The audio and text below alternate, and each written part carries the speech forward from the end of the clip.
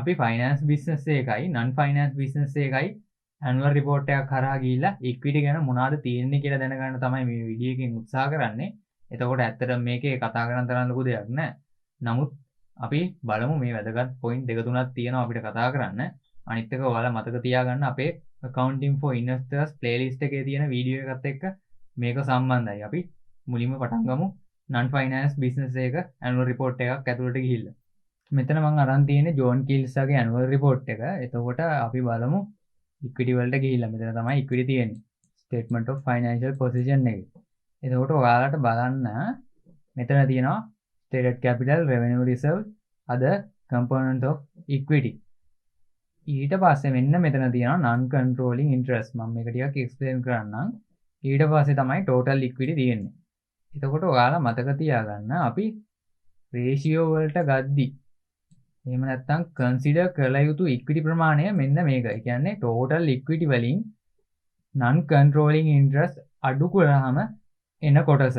non controlling interest තියෙන්නේ business එක shareholders ට අයිති ප්‍රමාණය 150ට වඩා අඩු නම්.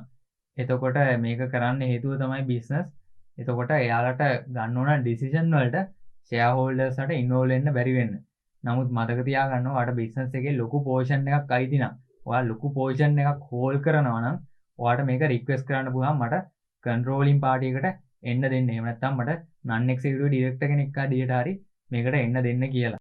මෙතන commercial bank එකේ annual report එක මම ගත්තා. එතකොට column එක බලන්නේ මොකද්ද? group column එක. අපි බලමු equity වල මොනවද තියෙන්නේ කියලා. equity, state capital, මෙන්න මෙතන retained earnings අන්න අපේ අර කලින් වීඩියෝ එකේ කතා කරනවා retained earnings තියෙන්නේ equity වලටම අදාළ කොටසක්. එතකොට ඒක portion එකක් තියෙනවා. අන්න ඒක ටිකක් වැඩි වෙලා ඒක ටිකක් හොඳයි කියලා ගන්න පුළුවන් නේද? retained earnings වැඩි වෙනවා කියන්නේ ඒක හොඳයි. ඒකට EPS එකනොත් මේක ගන්න පුළුවන්. මෙතනින් බලන්නත් පුළුවන්. ඊට පස්සේ ඒකෙත් තියෙනවා non controlling interest. ඊට පස්සේ තමයි total equity තියෙන්නේ. එතකොට අපි බලන්න ඕන equity ටික තියෙන්නේ මෙන්න මෙතන shareholders equity. මෙන්න මේ දෙකෙන් තමයි අපි use කරන්නේ analyze කරන්න නේද? ratio ටික analyze කරන්න මේක තමයි use කරන්නේ.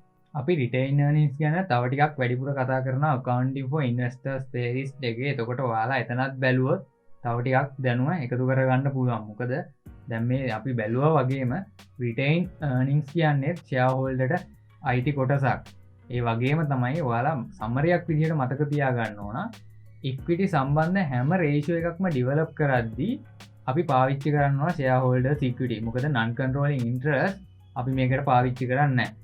ඒ වගේම තමයි අපි මේ playlist එකේ ඊළඟට කතා කරන්නේ income statement එකේ analysis එක. එතකොට අනිවාර්යයෙන්ම ඔයාලා ඒකත් බලන්න. මොකද අපි මේකට වඩා in depth යනවා analysis වල දිනවා.